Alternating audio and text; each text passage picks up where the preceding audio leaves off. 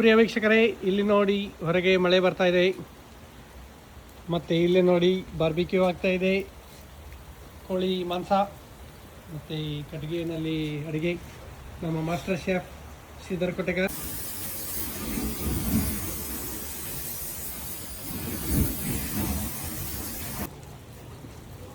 ಇದು ಚಿಕನ್ ಕುದಿದಿದೆಯೋ ಇಲ್ವೋ ಅಂತ ನೋಡೋಕ್ಕೆ ಒಂದು ಸಾಮಗ್ರಿ. ಇದರಲ್ಲಿ ಚಿಕನ್ ಒಳಗಡೆ ಕುದ್ದಿದೆಯೋ ಇಲ್ವೋ ಅಂತ ನೋಡೋಕ್ಕೆ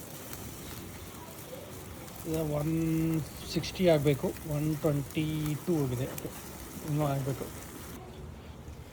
ಇವಾಗ ನೋಡೋಣ ಟೆಂಪ್ರೇಚರ್ ಎಷ್ಟಿದೆ. 94ವರೆಗೆ. ಇವಾಗ 140 142 ಕುದ್ದಿದೆ ಚಿಕನ್ನು. ಇದರ ಒಳಗಡೆ ಹೆಂಗಿದೆ? ಇದು 144, 150, 160 ಇರಬೇಕು. 160 ಇದೆ. ಚೆನ್ನಾಗಿ ಕುದ್ದಿದೆ ಒಳಗೆ. 150, ಇಟ್ಸ್ ಫೈನ್. Yeah,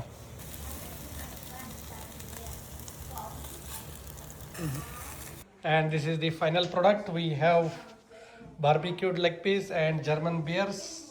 Enjoy.